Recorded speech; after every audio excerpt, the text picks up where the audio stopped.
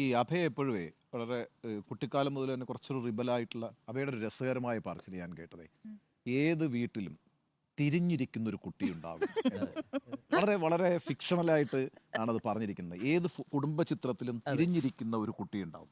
ആ കുട്ടിയാണ് ആ ജീവിതത്തെ മുന്നോട്ട് കൊണ്ടുപോകുന്നത്.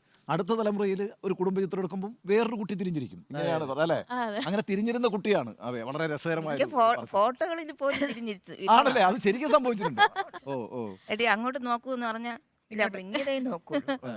അങ്ങനല്ല അടങ്ങിരിക്കില്ല. അങ്ങനല്ല, അതായത് ഒരു ജനറേഷണൽ അടുത്തൊരു ജനറേഷൻ്റെ ഒരു ഭാഗമായിട്ട് ആരെങ്കിലും ഒരാൾ വേണമല്ലോ. അത് ഞാൻ മനഃപൂർവ്വമായിട്ട് ചെയ്യുന്നതല്ല, എൻ്റെ സ്വഭാവത്തിൻ്റെ കൂടെ ഭാഗമാണ്. അപ്പോൾ എൻ്റെ ഫാമിലിയിൽ അല്ലെങ്കിൽ ഈ കാലഘട്ടത്തിൽ ഉണ്ടാവുന്ന കാര്യങ്ങളിലോട് വിയോജിപ്പുകൾ വരുന്ന സമയത്ത് അതിൽ നിന്ന് മാറി നിൽക്കാൻ ശ്രമിക്കാറുണ്ട്.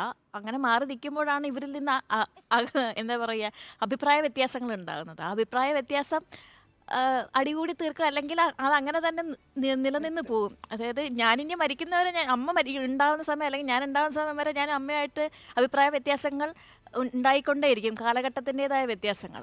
അന്നൊക്കെ ഈ റിബലാവുന്ന സമയത്ത് ദേഷ്യം വരാറുണ്ടോ അമ്മയ്ക്ക്? ഓ, കാരണം ഞാൻ വളരെ ഓർത്തഡോക്സ് ആയിട്ട് ഒരു 4 സഹോദരന്മാരുടെ കീഴിൽ വളരെ ഇതായി ജീവിച്ച വ്യക്തിയാണ്. അപ്പൊ അമ്മയ്ക്ക് അമ്മയാണ് മാറിയത്. അപ്പൊ അമ്മയാണ് റെവല്യൂഷണൈസ്ഡ് ആയത്. ഒരു പരിധിയൊക്കെ വളരെ സ്ട്രിക്റ്റ് ആയിരുന്നു. അതിലൊരാളായിരുന്നു കൊച്ചു പ്രേമൻ. അപ്പോ അങ്ങനെ വളർത്തിയ അമ്മയിൽ നിന്ന് അമ്മയുടെ കൊച്ചുപ്രേമൻ അമ്മയുടെ സഹോദരനാണ്, സിസ്റ്ററാണ്. അപ്പൊ അങ്ങനെ വളർത്തിയ അമ്മയുടെ മകള് ഇങ്ങനെ കുറച്ചൊന്ന് മാറിയിരിക്കുന്ന സമയത്ത് അമ്മയ്ക്ക് വളരെയധികം ബുദ്ധിമുട്ടുണ്ടായിരുന്നു. ഈ കോസ്റ്റ്യൂമിന്റെ കാര്യത്തിലും കുട്ടിക്കാലം മുതലേ അങ്ങനെ ഉണ്ടായിരുന്നു. കയ്യില്ലാത്ത ഡ്രസ്സ് ഇടുക, ഷോർട്ട്സ് ആയിട്ടുള്ള ഡ്രസ്സ് ഇടുക, ഇതൊക്കെ അമ്മയ്ക്ക് നെഞ്ചിടിപ്പുള്ള കാര്യമായിരുന്നു. പക്ഷെ അമ്മ അപ്പൊ എന്താ പറയാറുള്ളത്? ഒന്നും ശരിയല്ല, ശരിയല്ല.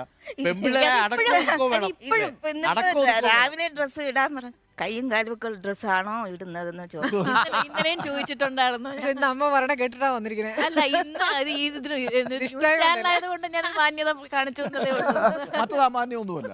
അല്ല, അമാന്യമുള്ളതല്ല, പക്ഷെ എന്താ പറയാ, പൊതു അഭിപ്രായം നമ്മൾ മാനിക്കണമല്ലോ വല്ലപ്പോഴെങ്കിലും. അല്ല, എനിക്കത് ഇഷ്ടപ്പെട്ടു. കയ്യും കാലും ഉള്ളതൊക്കെയാണോ മോളെ നീ ഇടാൻ പോകുന്നത്? ഡ്രസ്സ് എടുത്താന്ന് പറഞ്ഞു. ഈ ഡ്രസ്സ് ഇതാണോ ഇടുന്നത്? ആ, കുഴപ്പമില്ല. ഈ അഭയുടെ ജീവിതത്തിൽ അടുത്തിടയിലുണ്ടായ ഒരു വാർത്ത എന്ന് പറയുന്നത് ഗോപി സുന്ദറുമായിട്ടുള്ള ബ്രേക്കപ്പ് ആണ്. പക്ഷേ അഭയ അതിനെ കണ്ടിട്ടുള്ളത് it has A positive effect. ഒരു പോസിറ്റീവ് ഇഫക്റ്റ് അഭയുടെ ലൈഫിൽ ഉണ്ടായിരുന്നു, അല്ലേ?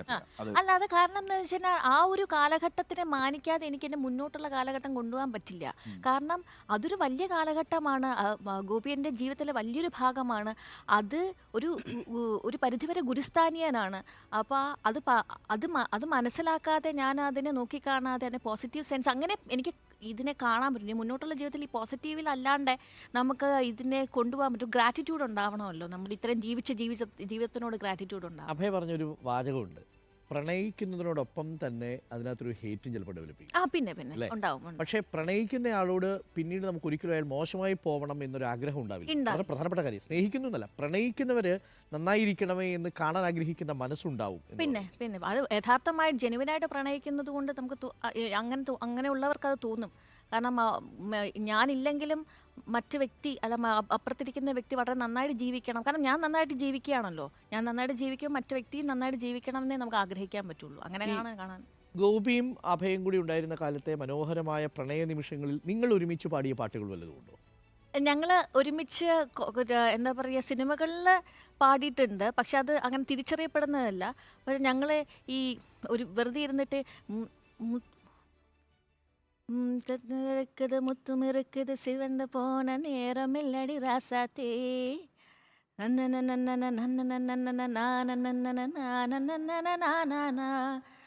കമൽഹാസൻ്റെ ശ്രീദേവിയുടെയും ഒരു ഭയങ്കര വളരെ ഭീകരമായിട്ടുള്ള ഒരു കമ്പോസിഷനാണ്, MSVയുടെ ഒരു കമ്പോസിഷനാണ്. അപ്പോൾ രണ്ടുപേരും അങ്ങോട്ടും ഇങ്ങോട്ടും വളരെ പ്രണയാതുരമായിട്ട് അങ്ങോട്ടും ഇങ്ങോട്ടും സംസാരിക്കുന്ന പോലെ ഒരു പാട്ടാണത്. അപ്പോൾ അങ്ങനെ ഇടയ്ക്കൊക്കെ ഇരുന്ന് പാടാറുണ്ട് ഞങ്ങൾ.